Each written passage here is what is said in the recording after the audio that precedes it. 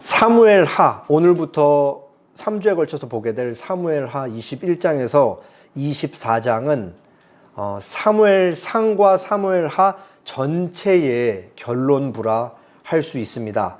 이 4장에 기록된 사건들은 정확히 언제 일어났는지 그 시기를 특정할 수 없습니다.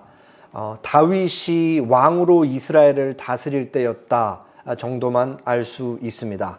오늘 본문은 하나님께서 기근을 통해 이스라엘을 징벌하시고 회복되는 과정을 그리고 있습니다. 오늘 본문을 통해서 하나님의 이름의 명예와 하나님을 믿는 자들의 삶에 대해 생각해 보도록 하겠습니다. 오늘은 본문을 살펴보기 전에 우리가 매주 외우는 말씀이죠. 10계명 중에 4번째 계명을 먼저 살피고 한번 읽고 본문을 보도록 하겠습니다. 너는 내 하나님 여호와의 이름을 망령되게 부르지 말라. 여호와는 그의 이름을 망령되게 부르는 자를 죄 없다 하지 아니하리라.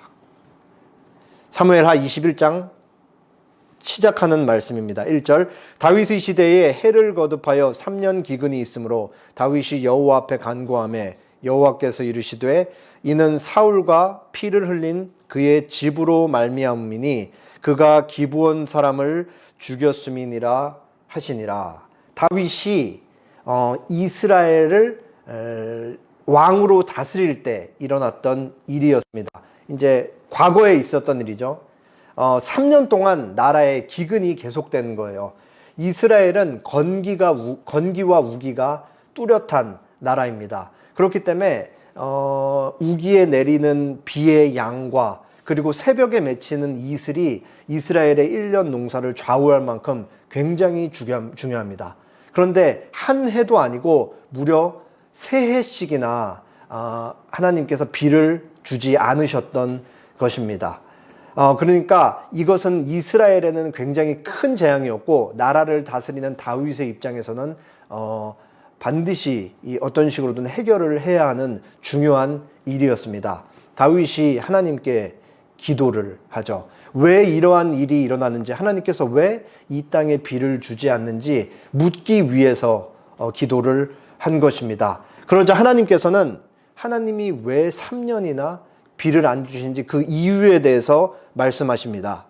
이는 사울과 피를 흘린 그의 집으로 말미암음이니 그가 기브온 사람들을 죽였기 때문이다 라고 하나님께서 그렇게 말씀하십니다.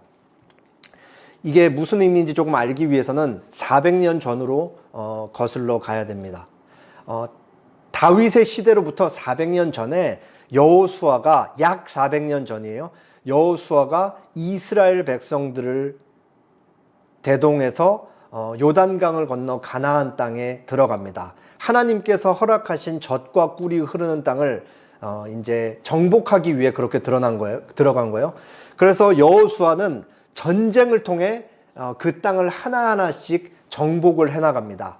여호수아가 첫 번째 전쟁이었던 여리고 성읍을 전쟁하고 그 다음에 아이 성읍까지 전쟁을 통해 정복한 것을 본 기브온 사람들이 이제 여호수아 이스라엘 백성을 속이기로 계획을 세워요. 기브온 사람들은 원래 가나안 땅에 살고 있었던 원주민들입니다. 근데 이스라엘 백성이랑 전쟁하면 죽을 게 너무 뻔하게 보이니까 이 기브온 사람들이 꾀를 낸 거예요. 그래서 자기들이 그 가나안 땅에 사는 원주민인 것을 숨기기 위해서 변장을 해요. 그래서 나그네, 여행 온 사람들인 것처럼 그렇게 자기들을 꾸미고 여호수아에게 평화 조약을 요청합니다. 우리는 여기 사는 사람들이 아니니까 우리와 전쟁에서 우리를 죽일 필요 없다. 우리랑 전쟁할 필요 없다. 우리를 그냥 내버려 달라. 우리는 여행객이다. 이렇게 속이게 됩니다. 그래서 이제 여호와는 그 말을 곧이곧대로 믿고 이제 이 사람들이랑 평화 조약을 맺죠. 그리고 이 여호수아가 기브온 사람들에게 속은 것을 며칠 뒤, 3일 뒤에 알게 됩니다. 그럼에도 불구하고 여호수아는 이 사람들을 죽일 수가 없었습니다. 그게 왜 엄중했는지 여호수아 9장 18절 19절에 이렇게 나와 있습니다. 회중의 족장들이 이스라엘의 하나님 여호와로 그들에게 맹세했기 때문에 이스라엘 자손이 그들을 치지 못한지라. 그러므로 회중이 다 족장들을 원망하니 19절은 같이 읽겠습니다. 모든 족장이 온 회중에게 이르되 우리가 이스라엘 하나님 여호와로 그들에게 맹세하였은즉 이제 그들을 건드리지 못하리라. 여호수아와 이스라엘이 분명히 속아서 언약을 맺은 건 맞는데 이 언약을 철회할 수 없고 기브온 족속들을 끝까지 보호해야 되는 이유에 대해서 성경이 뭐라고 설명하고 있어요? 여호수아와 기브온 사이, 이스라엘과 기브온 족속 사이에 맺은 언약은 하나님 여호와의 이름으로 맹세했기 때문에 저들은 하나님의 이름으로 보호를 받아야 되는 족속이 되었다. 그래서 400년이라는 긴 시간 동안 이스라엘이 이 사람들을 건드리지 못했던 거예요. 그래서 여호수아와 이 평화 조약을 맺은 이후에 기브온 사람들은 이스라엘 백성들과 같이 살아가면서 이스라엘 백성들의 종으로서 성막을 위해 나무를 패고 물을 깃는 성막 봉사자들로서 성막에 도움을 주는 그런 사람들로 이스라엘과 함께 살아가게 되었던 것입니다. 굉장히 긴 세월 동안 이스라엘이랑 같이 살아갔던 것입니다. 본문으로 다시 돌아오면 하나님은 왜 이스라엘에 3년이라는 기근을 주셨는가? 바로 사울이 이 하나님의 이름으로 맹세된 언약을 깼기 때문에 그래요. 사울이 이 언약을 깨고 기브온 사람들을 무자비하게 죽였던 것입니다. 자기 치하 때, 자기가 통치할 때 그랬던 것이죠. 하나님의 이름으로 보호를 받아야 될 기브온 족속들을 사울이 그 사람들을 무지막지하게 죽여버렸던 것입니다. 하나님께서는 이 사건을 통해서 이 일을 처리하는 과정을 통해서 하나님의 이름으로 맹세된 것은 얼마나 엄중하며 반드시 지켜져야 한다는 것을 그렇게 밝히고 계신 것입니다. 다윗은 이제 문제를 처리하기 위해 움직이기 시작합니다. 2절, 기브온 사람은 이스라엘 족속이 아니오 그들은 아모리 사람 중에 남은 자라. 이스라엘 족속들이 전에 그들에게 맹세하였거늘 사울이 이스라엘과 유다 족속을 위하여 열심히 있으므로 그들을 죽이고자 하였더라. 이에 왕이 기브온 사람을 불러 그들에게 물으니라. 사울이 자기가 통치할 때 기브온 사람들을 왜 죽였다라고 여기 얘기하고 있어요? 이스라엘과 유다 족속을 위한 열심이 있었다. 그러니까 백성들을 위해 죽였다라고 그렇게 얘기를 하고 있는 거예요. 우리가 이미 사울의 삶과 다윗의 삶을 다 보아왔습니다. 사울이 왕이 될 때 어떤 과정을 통해 왕이 되었었죠? 사울이 이스라엘 백성들이 하나님 이제는 하나님이 우리 왕이 되지 마시고 인간 왕을 세워서 우리를 다스리게 해서 우리가 편안하게 외부의 침입 없이 전쟁으로부터 보호받으며 살게 해주십시오. 그러면서 이스라엘 백성이 사무엘에게 구했던 것이 세상 왕과 같은 왕을 구했던 것입니다. 그 과정에서 이스라엘 첫 번째 왕이 옹립이 된 건데 하나님이 그때 주셨던 왕이 바로 사울인 거예요. 그러니까 사울은 이스라엘 백성들이 세상 왕과 같은 왕을 구한 그 왕으로서 받은 왕이었던 것입니다. 그러니까 사울에게 있어서는 사울 머릿속에는 제일 중요한 게 사람들이에요. 이스라엘 왕은 본시 하나님으로부터 모든 힘을 공급받는다라는 생각이 제일 중요한데 사울의 머릿속에는 그게 없는 겁니다. 그러니까 사울은 하나님을 두려워하지 않고 누구의 눈치를 볼 수밖에 없는 거예요? 백성들의 눈치를 볼 수밖에 없는 거죠. 모든 힘은 하나님으로부터 오는 것이 아니라 사람들로부터 온다고 생각을 하니까 사람들의 눈치를 볼 수밖에 없고 그에 대한 일환으로 사울은 자기 치하에 이 백성들을 위한다는 명분으로 기브온 사람들을 그렇게 대학살했던 것입니다. 사울은 자기의 구심력을 가지기 위해서 하나님께 드려지는 제사까지도 이용을 했을 만큼 종교적인 사람이었죠.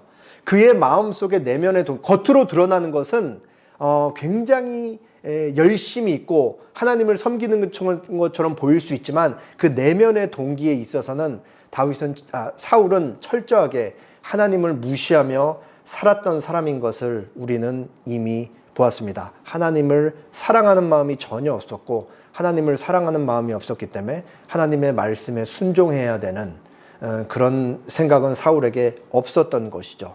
그러니까 여기서 어떤 문제가 대두되냐면 사울은 나라를 다스릴 때나 어떤 중요한 선택을 하고 결정을 할 때 하나님을 전혀 염두에 두고 있지 않는 거예요. 하나님의 뜻이 내 지금 이 행동에 어떤 영향을 미쳐야 될까라는 그 중요한 언약 왕으로서의 위치를 늘 망각하면서 자기의 왕정을 그렇게 유지해 갔던 것입니다.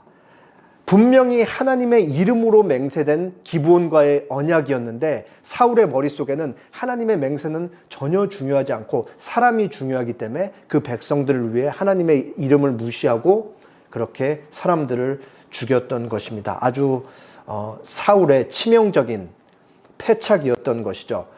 다윗은 문제를 해결하기 위해서 기브온 사람들 중에 살아남은 사람들을 부릅니다. 그래서 물어봐요. 내가 너희를 위해 어떻게 해줬으면 좋겠냐. 그러니까 기브온 사람들이 얘기합니다. 이 문제는 우리는 돈을 바라는 것도 아닙니다. 이 문제는 돈으로 해결될 수 있는 성격의 문제가 아닙니다. 그리고 우리는 당신의 이스라엘의 노예, 종들입니다. 그러니까 우리는 사람을 죽일 권한도 없습니다.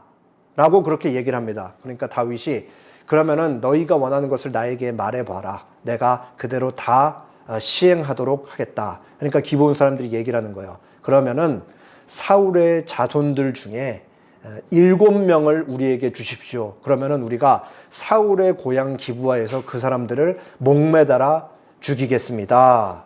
그렇게 해서 이제 정의를 구현하겠다라고 그렇게 얘기를 한 것입니다. 다윗은 이제 자기가 한 말을 지켜야 되고 기근 문제를 왕으로서 해결해야 되기 때문에 그 사람들의 요구에 응합니다. 이때 다윗이 요나단과 맺은 언약을 기억해요.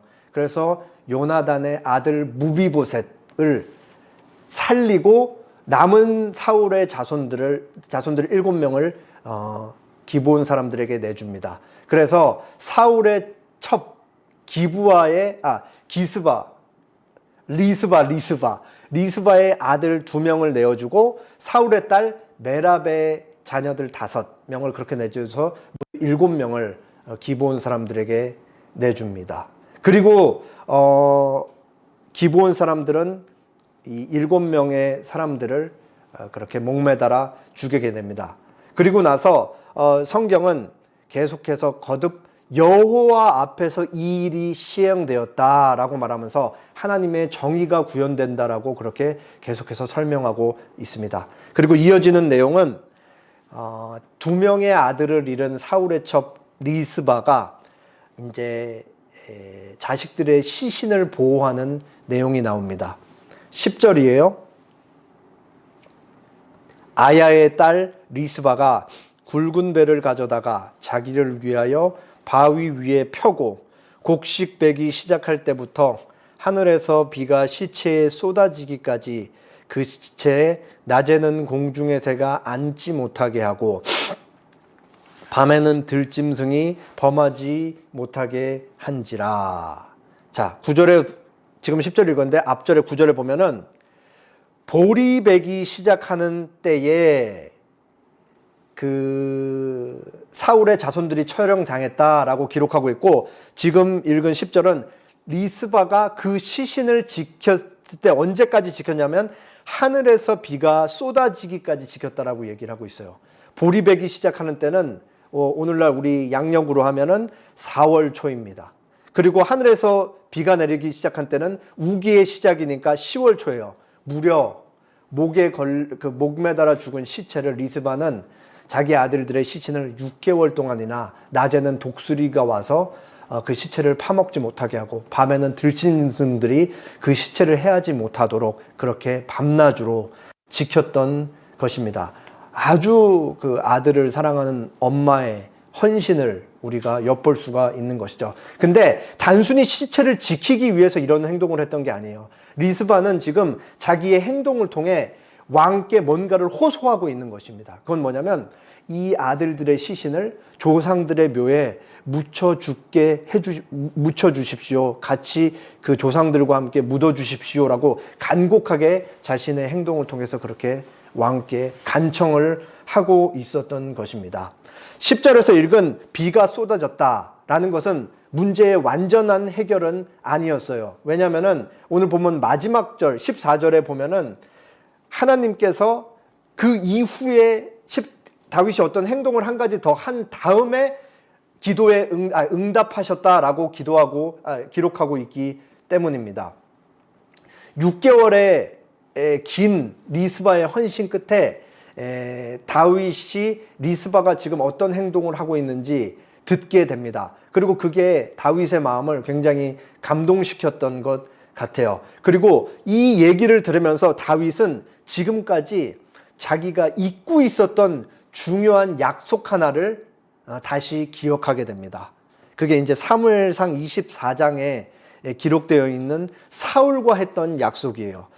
사울이 말합니다. 그런즉 너는, 다윗에게 말하는 거죠, 내 후손을 끊지 아니하며 내 아버지의 집에서 내 이름을 멸하지 아니할 것을 이제 여호와의 이름으로 내게 맹세하라 하니라. 다윗이 사울에게 맹세하며 사울은 집으로 돌아가고 다윗과 그의 사람들은 요새로 올라가니라.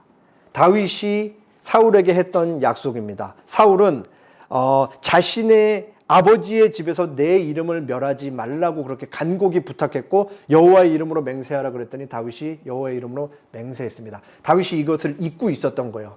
지금 블레셋과 전쟁을 하고 블레셋 사람들이 목을 베서 그 전쟁터 주변에 있던 벳산 성벽에 사울과 사울의 세 아들의 시체를 걸어놨었는데 길르앗 야베스 사람들이 그 시체를 가져다가 너무 시체가 흉측하니까 목이 없으니까 화장을 해서 그 뼈가루를 그 길르앗 야베스 나무 아래에 그렇게 그 나무 아래에 두었습니다.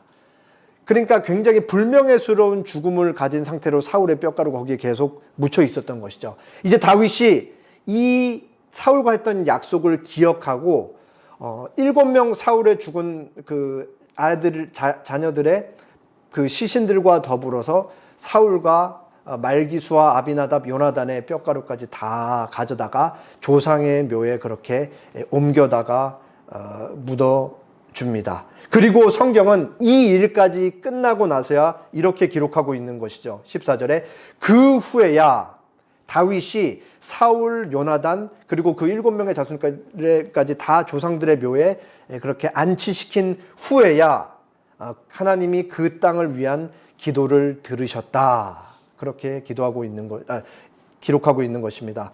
하나님께서는 다윗이 잊고 있었던 그 맹세, 약속, 하나님의 이름으로 한 맹세 마지막 하나까지도 그렇게 지켜지기를 기다리셨던 것입니다. 오늘 본문은 사람과 사람 사이에 맺은 언약, 하나님의 이름으로 맺은 언약은 얼마나 엄중한 것이며 반드시 지켜져야 된다라는 것을 그렇게 드러나고 있습니다. 사울은 과거에 이스라엘과 기브온 사이에 맺었던 중요한 언약을 무시하고 기브온 사람들을 마구 그렇게 학살했습니다. 그리고 다윗이 잘한 거죠. 다윗은 요나단과의 언약을 기억하며 무비보셋을 살려주었습니다. 그리고 다윗은 잊고 있었던 사울과의 약속을 이 리스바라는 여인을 통해 기억하게 되고 사울의 이 뼈가루, 아들들의 뼈가루를 전부 조상들의 묘에 다시 이렇게 묻어줌으로써 사울이 이스라엘 초대 왕으로서 이스라엘의 중요한 역할을 했다라는 그 명예로운 죽음을 맞이할 수 있도록 그 이름이 계속해서 이어질 수 있도록 그렇게 옮겨 주었던 것입니다. 우리는 그리스도인으로서 권리와 책임이 함께 온다라는 사실을 기억해야 합니다. 출애굽기 19장 4절부터 6절까지 이렇게 기록되어 있습니다. 내가 애굽 사람에게, 여기서 나는 하나님이 말씀하시는 하나님을 지칭해요.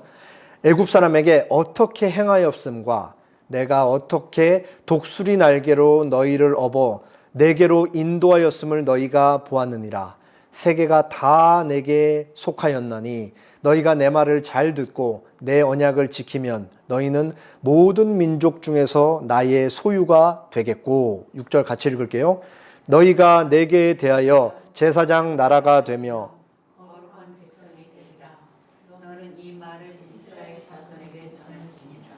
하나님께서 이스라엘 백성들을 애굽에서 꺼내온 다음에 이스라엘 백성들과 언약을 체결하시는 그 장면에서 하신 말씀입니다. 먼저 하나님께서 이스라엘에게 말씀하시는 거예요. 너희는 특권을 부여받은 나의 백성들이다.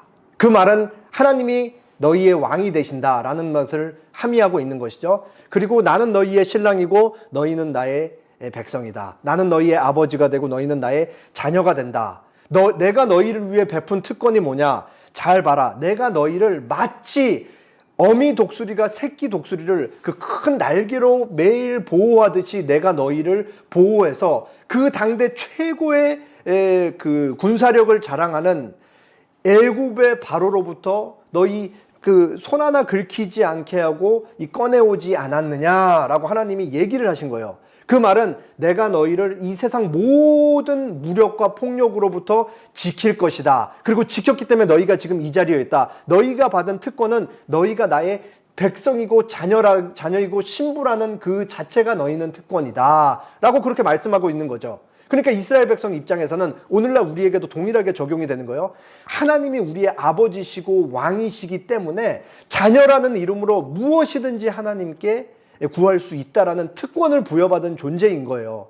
그리고 하나님은 전능하신 분이고 전능하시고 완전한 지혜로 우리의 삶을 매일매일 다스리고 계시고 지키기 때문에 그 자체가 우리에게는 굉장한 특권이 되는 것이고 우리는 이 받은 특권을 통해 하나님, 우리는 하나님의 자녀 아닙니까? 언제라도 하나님께 자신 있게 얘기할 수 있는 권리가 주어졌다라는 것이죠. 굉장한 거예요. 굉장한 거. 그런데 하나님께서 여기서는 이 특권만 얘기하지 않습니다. 동시에 우리에게 책임이 같이 뒤따라온다라는 것을 이렇게 얘기를 하시는 것이죠. 우리는 하나님과의 언약 관계에서 하나님의 백성으로서 지켜야 할 그 삶의 내용이 있는 거예요. 우리의 삶은 이러해야 된다라는 그 내용이 있는 거죠. 그 내용이 뭐냐면 줄이면 바로 십계명이 되는 것입니다. 이것을 조금 예수님이 푼 대로 얘기하면 삶 속에서 하나님을 사랑하고 이웃을 사랑하면서 그렇게 살아가는 것이죠. 그렇게 살아가는 것이 곧 하나님께서 하나님과 세상을 잇는 사이에 있는 중재자 역할을 하는 제사장 나라가 되는 것이며 거룩한 백성으로 그렇게 살아가는 모습을 통해 하나님을 모르는 세상을 잇는 중간에 가교 역할을 한다. 그게 바로 언약 백성의 책임이다. 그것이 우리의 정체성이다. 라고 성경이 얘기를 하고 있습니다. 하나님께서 이 말씀을 하신 다음에 이스라엘 백성이랑 언약식을 체결하세요. 24장 6절에서 8절. 모세가 피를 가지고 반은 여러 양푼에 담고 반은 제단에 뿌리고 7절 언약서를 가져다가 백성에게 낭독하여 듣게 하니 그들이 이르되 여호와의 모든 말씀을 우리가 준행하리이다. 모세가 그 피를 가지고 백성에게 뿌리며 이르되 이는 여호와께서 이 모든 말씀에 대하여 너희와 세우신 언약의 피니라. 하나님과 이스라엘 백성이 피로서 언약을 맺고 있는 거예요. 모세가 피를 준비해서 반은 하나님 측을 상징하는 제단에다 피를 뿌리는 거예요.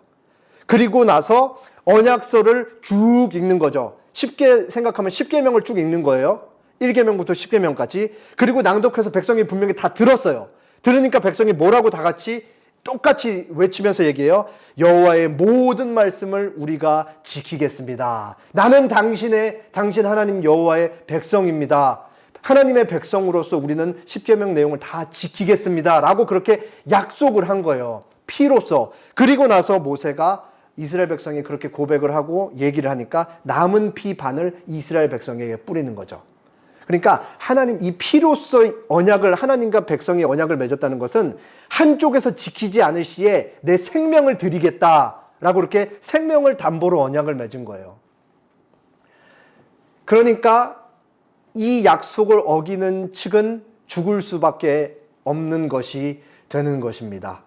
하나님께서는 나는 너희의 하나님이 될 것이다 라는 약속을 계속해서 지켜가시는 거예요. 그것이 구약 전체, 신약 전체의 역사고 우리가 죽은 이후에까지 하나님께서 지켜가실 약속이 되는 것입니다. 우리는 예수님 다시 오신 천국에서도 하나님은 여전히 우리의 아버지가 하나님이 되실 것이기 때문에 그렇습니다. 그러나 우리가 잘 알듯이 어렵게 생각할 필요가 없어요. 우리 매일의 삶을 보세요. 우리가 십계명을 하나라도 온전히 지킬 수가 있나요? 이스라엘 백성, 우리는 그 기록된 언약의 내용을 자신 있게 여호와의 모든 말씀을 준행하겠습니다라고 얘기를 해도 우리는 그 중에 하나도 온전히 지킬 수가 없습니다. 서약서 십계명의 내용을 파기하는 순간 죽음이 임하는 게 마땅한 것인데 놀랍게도 하나님은 그 약속을 어긴 이스라엘 백성을 죽이지 않으십니다. 바로 여기에 굉장한 복음이 들어있는 거예요. 이스라엘 백성이 하나님과 언약식을 체결한 이후에 거의 직후에 어떤 일이 있는지 다들 기억하시죠? 이게 신랑과 신부의 결혼인 거예요. 검은 머리가 팥불이 될 때까지 당신 한 명만을 보면서 살겠다라는 내용이 여기 다 담겨 있는 거거든요. 근데 결혼식을 하자마자 모세가 시내산에 올라가서 40일 있었잖아요. 그때 하나님의 신부인 이스라엘 백성이 땅에서 뭐 하고 있었어요? 금송아지 만들고 있었잖아요. 딴 남자 옆에다 두고 결혼하자마자 신랑 잠깐 어디 갔다고 여기다 대고 간음을 하고 있었던 거예요. 이 얼마나 놀랄 일이에요. 내가 당신의 말씀을 다 준행하겠습니다 얘기하고 며칠이 안 지나서 거기서 다른 남자랑 간음을 하고 있었던 것이죠. 그러면 하나님이 당장 쓸어버려야 마땅한 거잖아요. 근데 하나님이 그렇게 하지 않으시는 거예요. 왜? 하나님 측에서 나는 너희의 하나님이 될 것이다. 하나님은 영원하신 분이시니까 나는 너희의 영원한 하나님이 될 것이다 라는 그 약속을 하나님은 지키어 나가시는 것이죠. 그러니까 예수님이 이 땅에 오실 수밖에 없는 거예요.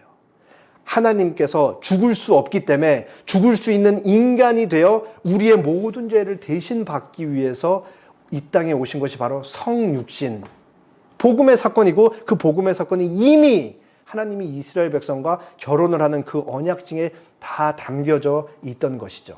그렇기 때문에 하나님의 성육신이 이미 하나님과 이스라엘 백성 사이에 이 언약식에 나타나 있다는 것은 내가 너희의 영원한 하나님이 될 것이다. 나는 이 약속을 끝까지 어기지 않고 지켜갈 것이라는 하나님의 강력한 의지와 그 섭리적 계획이 거기에 다 들어있다라는 사실. 그리고 나는 너희를 끝까지 포기하지 않겠다. 그러니까 예수님이 복음서에서 제자들을 사랑하실 때 끝까지 사랑하시니라. 자기 목숨까지 내어주는 그 끝까지 사랑하신다라고 그렇게 고백을 하고 계신 것입니다. 이 구약에 나와 있는 이 약속이 신약은 어디로 이어지냐? 바로 누가복음 22장 19절에 이어집니다.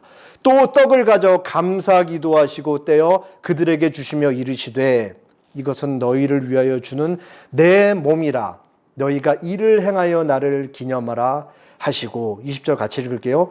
저녁 먹은 후에 잔도 그와 같이 하여 이르시되 이 잔은 내 피로 세우는 새 언약이니 곧 너희를 위하여 부은 것이라. 인간은 완전할 수 없고 하나님의 뜻을 지키면서 사는데 실패할 수밖에 없습니다. 그렇기 때문에 하나님께서는 자신의 전부를 우리에게 내어 주신 것입니다. 예수님께서 우리를 대신해서 죽으셨고 우리는 예수님을 중보자로 해서 예수님과 연합한 자로서 예수님 안에서 하나님과 영원한 은혜의 언약을 체결하게 되었습니다. 그게 바로 우리인 것이죠. 비로소 우리는 자유할 수가 있습니다. 우리는 하나님의 뜻에 갇힌 자들이 아니라 이제는 하나님을 너무 사랑하기 때문에 그 사랑하는 신랑을 위해서 하나님의 뜻을 자발적으로 기쁨으로 그렇게 지키면서 살아갈 수가 있는 거예요. 우리는 지옥 가는 게 너무 두려워. 나 지옥 가기 싫어. 그래서 이웃을 사랑해야지 하는 것이 아니고 하나님을 너무 사랑하기 때문에 이미 이 땅에서 천국을 소유하고 있고 천국을 살아가는 자로서 하나님을 사랑하면서 살아가고 하나님을 사랑하기 때문에 하나님의 뜻을 이웃에게 구현하면서 살아가는 것이 바로 그리스도인의 책임이자 언약의 결과로서 당연히 뒤따라오는 것입니다. 거기에 우리의 그와 같은 우리의 삶에 생명이 담기는 거예요. 예수님의 생명이, 예수님이 우리를 위해 어떠한 자발적인 사랑을 보이셨는지 그 우리의 삶이 우리의 삶에 예수님의 사랑과 생명이 담기는 것이죠. 예전에 한번 소개했던 것 같은데 말보다 꽃이라는 시입니다. 나무에게 말했네. 신을 보여달라고. 그러자 나무는 말없이 웃으며 꽃을 활짝 피워냈다네. 정말 멋있는 시죠. 제가 참 생각할 때마다 너무 좋은데 이번에는 조금 이 시가 다르게 읽혔어요. 누군가 물은 거죠. 나무한테. 누가 너를 만들었니? 그러니까 나무가 대답을 하는 거예요. 자신이 꽃을 활짝 피우면서 나를 창조하신 분은 하나님이시다 라고 그렇게 꽃을 통해 나무가 대답을 한 거예요. 마태복음 5장 14절 너희는 세상의 빛이라 산 위에 있는 동네가 숨겨지지 못할 것이요 사람이 등불을 켜서 말 아래에 두지 아니하고 등경 위에 두나니 이러므로 집안 모든 사람에게 비치느니라. 이같이 너희 빛이 사람 앞에 비치게 하여 그들로 너희 착한 행실을 보고 하늘에 계신 너희 아버지께 영광을 돌리게 하라. 우리는 그리스도인입니다. 그리스도인은 예수님을 믿고 예수님이 먼저 걸으셨던 그 사랑의 길을 따라 걸어가는 사람들입니다. 우리는 분명히 세상 사람들과 달라요. 다르지 않은 부분도 있죠. 비가 내리면 우리도 똑같이 맞아야 되고 하루에 8시간은 자줘야 되는데 하루에 4시간밖에 못 자고 1년 이상씩 일하면 몸이 상할 수밖에 없습니다. 그리고 우리의 면역력이 약해지면 우리도 똑같이 믿지 않는 자들과 같이 감기에 걸릴 수밖에 없습니다. 그러나 우리는 세상 사람들과 분명하게 다릅니다. 세상 사람들과 다른 가치를 쫓으며 살아가는 존재입니다. 그런 의미에서 우리가 매일 살아갈 때 우리는 숨겨질 수가 없는 거예요. 태양빛이 온 천하에 드러나는 것처럼 빛은 결코 숨겨질 수 없는 것처럼 우리의 존재 자체가 세상에 그렇게 다 공개되어 있다고요.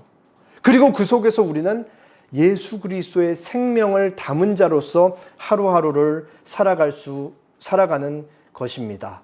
그러면서 마지막에 이렇게 되어 있는 거죠. 이같이 숨길 수 없는 존재와 같이 빛과 같이 너희 빛이 사람 앞에 비치게 하여 그들 하나님을 모르는 자들로 하여금 너희의 착한 행실 하나님의 성품을 반영하는 행실을 보고 하늘에 계신 너희 아버지께 영광을 돌리게 하라. 이게 하나님의 이름을 영광되게 존귀하게 여기는 그리스도인의 삶의 모습인 것입니다. 저는 아까 그 시와 같이 이 말씀을 이렇게 읽어보고 싶습니다. 세상 사람들이 우리에게 묻는 것이죠. 당신의 아버지는 누구입니까? 아까 그 시 뒷부분을 마저 읽어드리겠습니다. 꽃을 활짝 피웠다네. 그 이어진 내용이요. 사람들이 말하네. 신이 있다면 보여달라고. 그러나 나는 많은 말을 할 뿐 꽃 하나 피우지 못했네. 많은 말보다 꽃 피운 삶이기를, 많은 일보다 꽃 가꾼 삶이기를, 많은 돈보다 꽃 나눈 삶이기를. 그래, 그렇게 꽃내음을 날리며 살래. 꽃 한 송이 피우며 살래. 함께 기도하겠습니다.